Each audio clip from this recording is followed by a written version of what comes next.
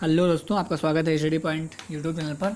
आज हम अपने इस वीडियो में पॉलिटी कुछ के पार्ट 2 को देखेंगे, जिसमें हम 10 क्वेश्चन के साथ उनके डिटेल एनालिसिस करेंगे। तो शुरू करते हैं अपना आज का वीडियो और देखते हैं पहला क्वेश्चन है, प्रोटेम स्पीकर का कर्तव्य क्या होता है। ऑप्शन नंबर ए, स्पीकर की अनुपस्थिति में सदन की कार्रवाई का संचालन, सदस्यों को शपथ दिलाना, स्थापन रूप से स्पीकर को कार्य करना, जब स्पीकर की चुनाव की संभावना ना हो और केवल सदस्यों के चयन प्रमाण पत्रों को चेक करना, वह सही है। तो इसका जो सही आंसर होगा वह ऑप्शन नंबर बी होगा, सदस्यों को शपथ दिलाना। प्रोटेम स्पीकर के बारे में बात करें तो ये अगर लोकसभा में चुना जाता है तो इसके लिए जो आर्टिकल होता है वो होता है 94 और लोकसभा में इसे चुनता है राष्ट्रपति। यही विधानसभा में चुना जाता है तो इसके लिए आर्टिकल होता है 180 एक के तहत चुना जाता है और इसको कौन चुनता है? राज्यपाल। राज्यपाल कहाँ चुनेगा? विधानसभा में चुनेगा। राष्ट्रपति कहाँ चुनेगा? लोकसभा में चुनेगा। प्रोटेम स्पीकर को हम सामयिक अध्यक्ष के रूप में भी जानते हैं, इसको सामयिक अध्यक्ष भी कह सकते हैं। साथ ही साथ अगर प्रोटेम की बात करें तो प्रोटेम का जो लैटिन भाषा में होता है वो होता है प्रो टेम्पोर, जिसका मतलब होता है कुछ समय के लिए। प्रो टेम्पोर इसका मतलब होता है कुछ समय के लिए। इसका केवल एक ही काम होता है, सदस्यों को शपथ दिलाना। अब देखते हैं अपना अगला क्वेश्चन, किस संविधान संशोधन अधिनियम द्वारा भारतीय संविधान में नवी अनुसूची जोड़ी गई? इसके ऑप्शन की बात करें तो पहला है पहले संविधान संशोधन के तहत, दूसरा है 91वें संविधान संशोधन के तहत, तीसरा है 94वें संविधान संशोधन के तहत और ऑप्शन नंबर 4 है 52वें संविधान संशोधन के तहत। तो इसका जो सही आंसर है वह है पहले संविधान संशोधन के तहत। पहला संविधान संशोधन हुआ कब था? यह हुआ था 1951 में। पहले संविधान संशोधन के तहत 9वीं अनुसूची को जोड़ा गया। 9वीं अनुसूची में होता क्या है? यह भूमि सुधार से संबंधित है। 9वीं अनुसूची जो है वह भूमि सुधार से संबंधित है। अगर बात करें 91वें संविधान संशोधन की तो यह हमारा हुआ था 2003 में और इसमें होता क्या है कि जो मंत्रिमंडल होता है वो प्रधानमंत्री सहित मंत्रियों की कुल संख्या, लोकसभा के सदस्यों की कुल संख्या का कितना परसेंट होना चाहिए? 15% ही होनी चाहिए। जो मंत्रिमंडल होगा हमारा वो लोकसभा की कुल सदस्य संख्या का 15% ही होगा। बात करेंगे 44वें संविधान संशोधन की तो यह हमारा हुआ था 1978 में और इसमें हुआ क्या था कि संपत्ति के अधिकार को अनुच्छेद 31 से हटाकर मूल अधिकार की श्रेणी से इसे हटा दिया गया था और 300 का में रख दिया गया था और इसे एक कानूनी अधिकार बना दिया गया था। 52वें संविधान संशोधन की बात करें तो यह हुआ था हमारा 1985 में और इसमें हुआ क्या था? इसमें 10वीं अनुसूची को जोड़ा गया था। 9वीं को जोड़ा गया था पहले संविधान संशोधन के तहत और 52वें के तहत जोड़ा गया 10वीं अनुसूची को। 10वीं अनुसूची जो हमारी है वो हमारी दल बदल कानून से संबंधित है। दल बदल कानून से संबंधित है 10वीं अनुसूची। 52वें संविधान संशोधन में हुई और कब हुआ था? यह 1985 में हुआ था। अगला क्वेश्चन देखते हैं, भारत के संविधान के किस अनुच्छेद के अंतर्गत भारत के राष्ट्रपति पर महाभियोग चलाया जा सकता है? महाभियोग क्या होता है कि राष्ट्रपति को हटाने की एक प्रक्रिया होती है। इस प्रक्रिया के बारे में हम अपने अगले वीडियो में डिटेल में जानेंगे। तो इसका ऑप्शन देखते हैं। इसका ऑप्शन पहला है अनुच्छेद 61, अनुच्छेद 76, अनुच्छेद 88 और अनुच्छेद 324। सही ऑप्शन की बात करें तो इसका ऑप्शन नंबर ए बिल्कुल करेक्ट है, अनुच्छेद 61। अगर बात करेंगे अनुच्छेद 76 की तो अनुच्छेद 76 में क्या होता है? भारत के महान्यायवादी अटॉर्नी जनरल की नियुक्ति की जाती है। इसकी नियुक्त करता कौन है? इसकी नियुक्त करता है राष्ट्रपति करता है और इसका जो कार्यकाल होता है वो कोई निश्चित नहीं होता है। ये राष्ट्रपति के प्रसार पर्यंत ही कार्य करता है, वो जब चाहे इसे हटा सकता है।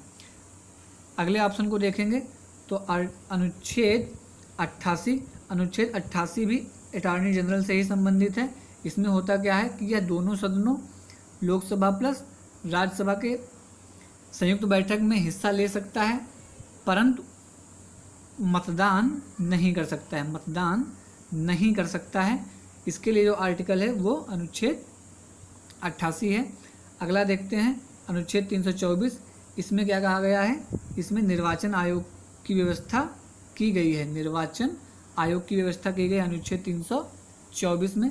अगला क्वेश्चन देखते हैं, उपराष्ट्रपति के निर्वाचक मंडल में शामिल हैं।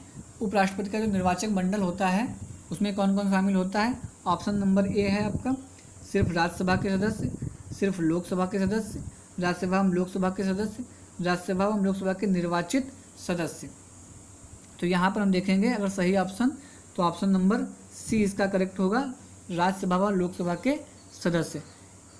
यहीं पे हम जब बात करेंगे राष्ट्रपति के निर्वाचन की, तो राष्ट्रपति के निर्वाचन का जो प्रावधान दिया गया है वो आर्टिकल 66 में दिया गया है, तथा जो इसका निर्वाचक मंडल की बात कही गई है वो आर्टिकल 66(1) में कहा गया है। 66(1) में बोला गया है कि राज्यसभा व लोकसभा के सदस्य इसके निर्वाचक मंडल का हिस्सा होंगे। साथ ही यहीं पे अगर हम राष्ट्रपति की केवल बात करें तो राष्ट्रपति का जो निर्वाचक मंडल होता है उसमें राज्यसभा व लोकसभा के निर्वाचित सदस्य प्लस राज्य की विधानसभाओं के निर्वाचित सदस्य तथा 2 केंद्र शासित प्रदेश दिल्ली और पांडिचेरी की विधानसभाओं के निर्वाचित सदस्य भाग लेते हैं। अगला क्वेश्चन देखते हैं, निम्नलिखित में से राज्यपाल को उसके पद से कौन हटा सकता है या उसके कार्यालय से कौन हटा सकता है? तो इसका ऑप्शन पहला क्या है, राज्य विधानसभा मुख्यमंत्री की सलाह पर, संसद, राष्ट्रपति, उच्च न्यायालय का न्यायाधीश। तो इसका जो सही आंसर होगा वह होगा राष्ट्रपति, क्योंकि राज्यपाल भी राष्ट्रपति के प्रसाद पर्यंत ही कार्य करता है। राष्ट्रपति चाहे तो उसे हटा सकता है। अगर राज्यपाल के पद की बात करें तो राज्यपाल के पद के लिए जो आर्टिकल है वो 153 है, अनुच्छेद 153 में इसके पद का प्रावधान किया गया है। तथा इसकी नियुक्ति की बात करें तो उसके लिए आर्टिकल 155 है, राज्यपाल की नियुक्ति अनुच्छेद 155 के तहत की जाती है। तथा अनुच्छेद 156(1) यह बोलता है कि जो राज्यपाल का कार्यकाल होगा वो राष्ट्रपति के प्रसाद पर्यंत होगा। अगला देखते हैं क्वेश्चन, राज्यसभा के बारे में कौन सा कथन असत्य है? यहाँ पे देखेंगे कौन सा कथन असत्य है। तो पहले ऑप्शन की बात करेंगे तो राज्यसभा के 12 सदस्य राष्ट्रपति द्वारा मनोनीत किए जाते हैं, यह कथन बिल्कुल सत्य है।